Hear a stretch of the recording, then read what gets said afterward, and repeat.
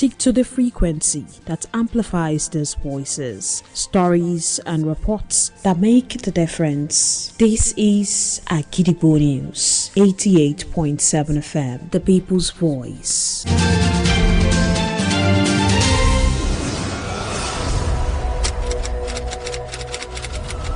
This is Kunle Amzat Studio, Agidigbo 88.7 FM. Welcome to News Around the World.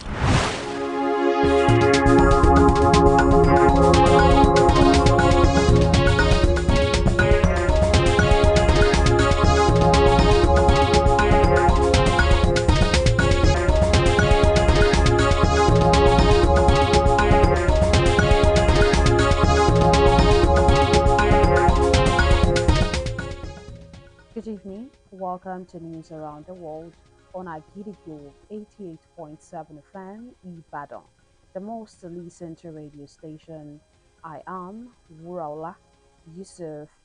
The headlines: Oyo government issues a flash flood alert following NIMET forecast. Oyo government demolishes kidnappers' hideout in Ibadan. United Kingdom, France, Germany back Ukraine-Russia fiscal ceasefire talks. South Africa president vows crackdown on groups behind xenophobic attacks. Denmark midfielder to be discharged from hospital after on-pitch collapse. Now the details. The Oyo State government has alerted residents across 33 local government areas of the state to the heightened risk of flash floods in June 2026, following the high-impact-based forecast issued by the Nigerian Meteorological Agency (NIMET). The State Commissioner for Environment and Natural Resources, Honorable Ademola Ademito, who disclosed this in Ibadan, the state's capital. He said high-intensity thunderstorms and heavy surface runoff would result in temporary road overflows and community flooding. Honorable Ademito said while the state government has intensified the clearing of critical drainage channels across the state, residents must also play their part by ensuring that drains, gutters, and waterways around their homes and communities are free of any waste materials in order to support the government's effort to protect lives and property. The Oyo State government has demolished a 3-bedroom bungalow located at Ayego Road area of Ibadan, which was allegedly used as a hideout by kidnappers involved in the abduction of the younger sister of former Minister of Power, Chief Bayo Adelabu, and her children. The demolition exercise was carried out today by officials of the Oyo State Ministry of Public Works and Transportation, accompanied by operatives of the Nigerian Police Force, who visited the scene as part of ongoing efforts to tackle kidnapping and other criminal activities in the state. Speaking with a journalist during the demolition exercise, the Oyo State Commissioner for Public Works and Transportation, Architect Abdulmajid Mugbojobola, said the action was necessary to serve as a deterrent to criminal elements operating within the state. Basically to teach people, residents, landlords, agents to be careful on their transaction with people. From what I gathered here, they said the major guy, the planner, actually got this place about 6 months ago, and around February, and he moved in like 2 weeks ago. That means he actually got this place for his operation. And beside that, it's quite unfortunate that the agent could not do like a due diligence search on this same person. This is just the beginning of, telling people that if you see something, you need to say something. The commissioner also urged the landlord associations, property agents, and residents to remain vigilant by closely monitoring activities within their communities and reporting any suspicious movement or criminal activities to the appropriate authorities. Speaking earlier, the vice chairman of the Community Landlord Association, Mr. Matthew Olaya, who noted that the occupant always returned late in the night and may be away for some days, said the apartment was recently rented by the suspects. The Oyo State Police Commander said the arrest of suspects are linked to the abduction of Mrs. Olaide Busaya Adegoke John Paul, sister of former Minister of Power, and her twin sons has opened a major intelligence breakthrough into the operations of a wider kidnapping syndicate terrorizing parts of the state. The Commissioner of Police, CP Abimbola Olubenga, while briefing journalists at the command headquarters, Eleyele Ibadan, said the successful rescue operation also led to the neutralization of 2 armed kidnappers and the arrest of 4 principal suspects connected to the crime. Akidigbo FM's news correspondent Oluwapemi Bamidele monitored the briefing and the visit to the crime scene. Here is the report. The Oyo State Commissioner of Police, CP Abimbola Olubenga, alongside other tactical members of the force and journalists, went for an on-site assessment of the kidnapping crime scene where Mrs. Busayo Adegoke and her 2 sons were held hostage for days. According to the police commissioner, the victims were abducted on June 3rd along Elewura Street, off Ring Road, Ibadan, while mother was taking the children to school. CP Abimbola Olubenga explained that the operation was carried out by operatives of the Force Intelligence Department, Intelligence Response Team alongside tactical units of the command, led to the rescue of the victims unarmed, the neutralization of 2 kidnappers, and the arrest of 4 principal suspects. The police commissioner stated that operatives later traced the syndicates to a hideout in Alado area of Ayegun, Ibadan, where gun battle occurred during the rescue operation. Engage the operatives in the problem. The operatives responded with superior tactical precision, resulting in the neutralization of the relation and another unidentified number of time. Following the successful clearance of the adults, the kidnapped victim, Mrs. Adegoke Busayo, and her twin sons, Peter and Paul, were arrested on us and immediately placed in protective custody before being reunited to the family.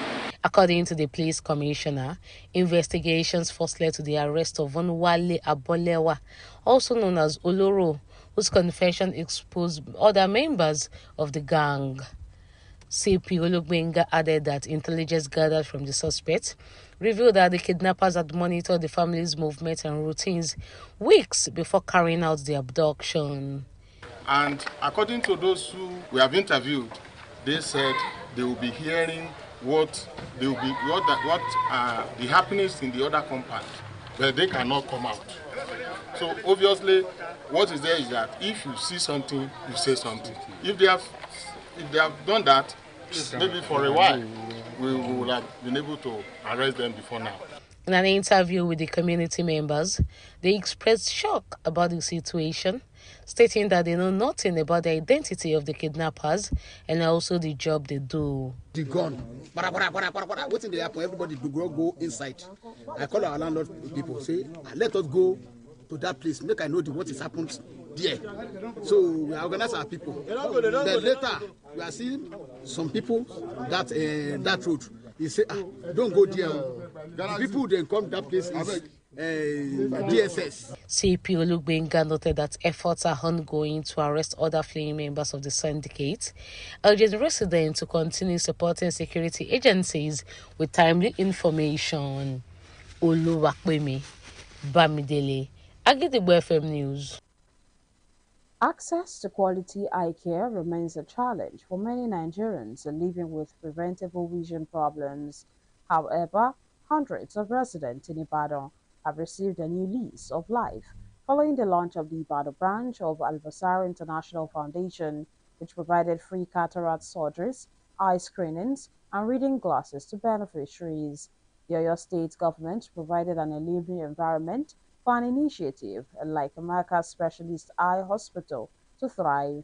Agidigbo FM's news correspondent Zainab Wahab reports. The launch of the Ibadan branch of Al-Basar International Foundation today has benefited thousands of Ibadan residents living with cataracts and other eye challenges. To commemorate the launch of the foundation, 400 free surgeries were conducted for patients living with cataracts, while 1,000 reading glasses were distributed to patients in need of them.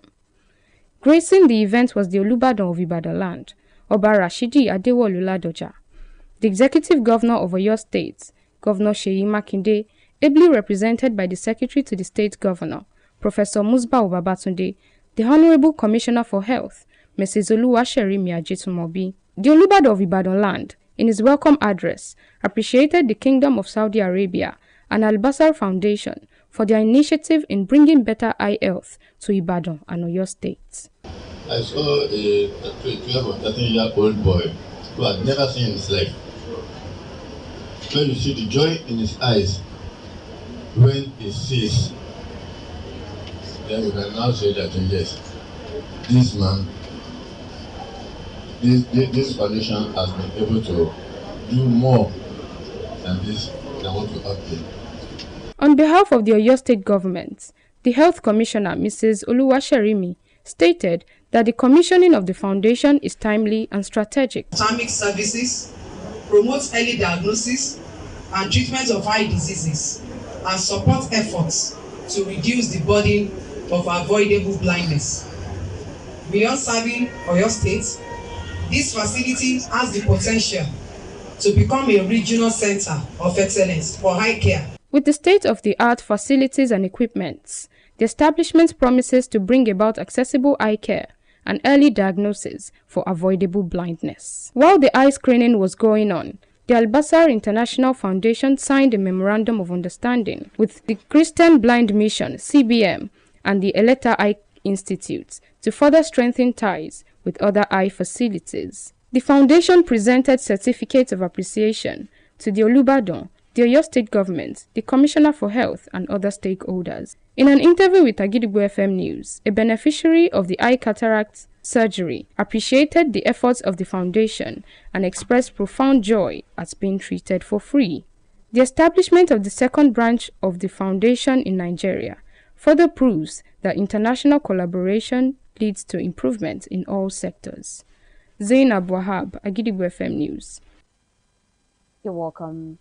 Now it is time to link up with our United Kingdom studio for the foreign news. News from Kule Amza Studio, Agidigbo FM, United Kingdom. I am Zikrot Fasasi. The leaders of France, Germany, and the United Kingdom have supported Ukrainian President Volodymyr Zelensky in a joint statement of the proposal for a direct dialogue between Ukraine and Russia with active US and European participation in order to bring about a ceasefire and support for the negotiations. Volodymyr Zelensky met with British Prime Minister Sir Keir Starmer, French President Emmanuel Macron, and German Chancellor Friedrich Merz yesterday at 10 Downing Street for talks as Russia's war has stretched into its fifth year. The UK, France, and Germany, known as the E3 group of European nations, have been the prominent backers of Ukraine following Russia's full-scale invasion in February 2022. Even though Putin ruled out the move made by Zelensky last Thursday, saying he saw no point in meeting him until a possible peace deal has been agreed. The leaders have also underlined the urgent need to scale up the production of interceptors and co-develop anti-ballistic missiles and deep strike capabilities. A 7.8 magnitude earthquake struck off the coast of General Santos City in Mindanao, the Philippines' main southern island. The Philippine Institute of Volcanology and Seismology said the quake, which had a depth of 10 kilometers, killed at least 19 people and about 129 people were also injured. Although tsunami warnings have been issued for several countries in the region, including the Philippines, Indonesia, and Japan, but most have now been lifted. Philippines President Ferdinand Marcos Jr. has thereby directed all relevant government agencies to act immediately and also urge people to move to a higher ground. And that ends the news from Kunle Amza Studio, Agidigbo FM, United Kingdom. I am Zikrot Basasi.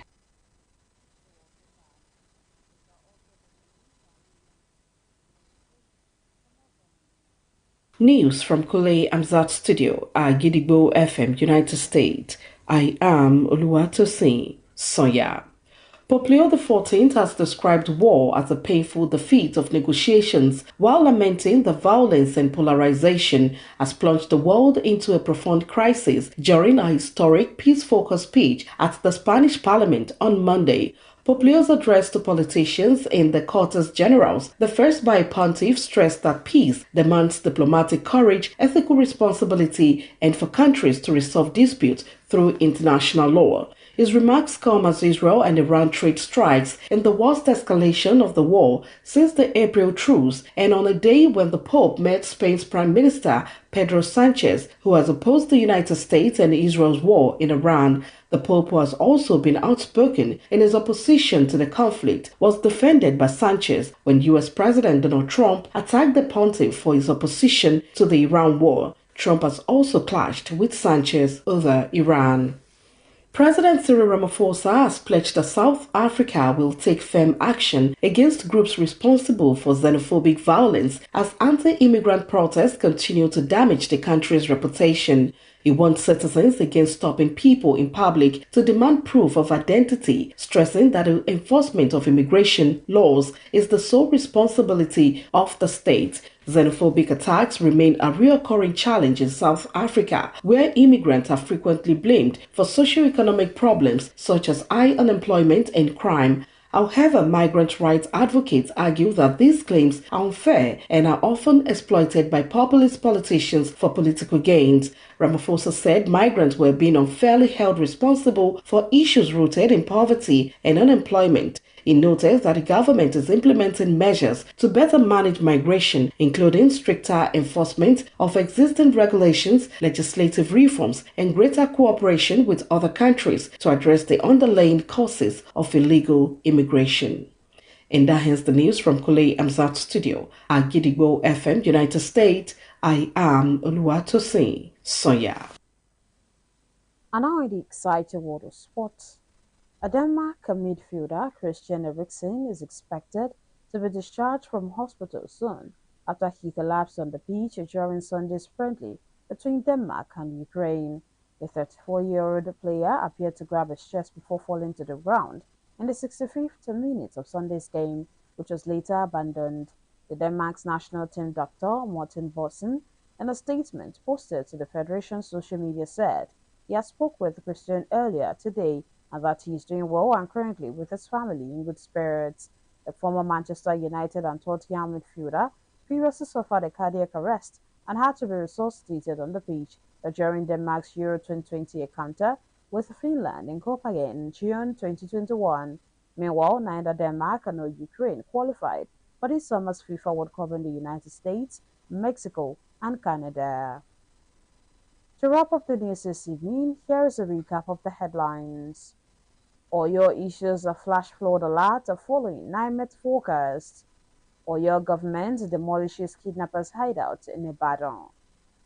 United Kingdom, France, Germany back Ukraine-Russia physical ceasefire talks. South Africa president vows crackdown on groups behind xenophobic attacks. Denmark midfielder to be discharged from hospital after on-pitch collapse. And before we go this evening, here is a quick tip. All dreams are within reach. All you have to do is keep moving towards them. Finally, we have come to the end of the news around the world on the most listened to radio station at Gidigbo 88.7 FM Ibadan. I am WURAOLA YUSUFF. Thank you for listening. Good evening. News is information, and information is power. At Agidigbo 88.7 FM, we bring the news from top to bottom. The Oyo State Independent Electoral Commission, OISEC, has called for continuous collaboration. We bring you reports from Oyo State. The Oyo State House of Assembly has called for thorough investigation. Southwest Nigeria and the rest of the world.